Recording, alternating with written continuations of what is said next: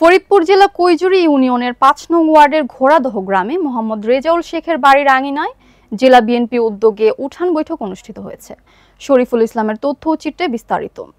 ফরিদপুর জেলা কৈজুরী ইউনিয়নের ৫ নং ওয়ার্ডের ঘোড়াদহ গ্রামে মোহাম্মদ রেজাউল শেখের বাড়ির আঙিনায় জেলা বিএনপির উদ্যোগে উঠান বৈঠক অনুষ্ঠিত হয়েছে। অনুষ্ঠানে সভাপতিত্ব করেন জয়নাল মাতবর। প্রধান অতিথি ছিলেন ফরিদপুর জেলা বিএনপির আহ্বায়ক অ্যাডভোকেট সৈয়দ মোদারেস আলী ঈসা। এ সময় বক্তব্য রাখেন ফরিদপুর জেলা যুবদলের সভাপতি রাজীব হোসেন রাজীব, মৎস্যজীবী দলের সদস্য সচিব সাইদুর রহমান চুন্নু, জেলা তাঁতি দলের সদস্য সচিব মোসাম্মদ সাহিদা বেগম, কৈজুরী ইউনিয়নের সাবেক চেয়ারম্যান ও কোতোয়ালী থানার বিএনপি সাবেক সভাপতি রৌকুন নবী, কোতোয়ালী থানার বিএনপি সাবেক যুগ্ম সাধারণ সম্পাদক সৈয়দ মাহবুব আলী কুটু, ফরিদপুর মহানগর বিএনপির যুগ্ম সাধারণ সম্পাদক ওবায়দুল কাদের সহ আরও অনেকে। বক্তারা আগামী জাতীয় নির্বাচনে দলের পক্ষে ঐক্যবদ্ধভাবে কাজ করার আহ্বান জানান। উঠান বৈঠকে মামুন শেখ, শাহাদাত শেখ, জিয়াউর শেখ, সাইফুল ইসলাম, রাশেদ শেখ সহ বিএনপি ও অঙ্গ সংগঠনের নেতাকর্মীরা অংশ নেন।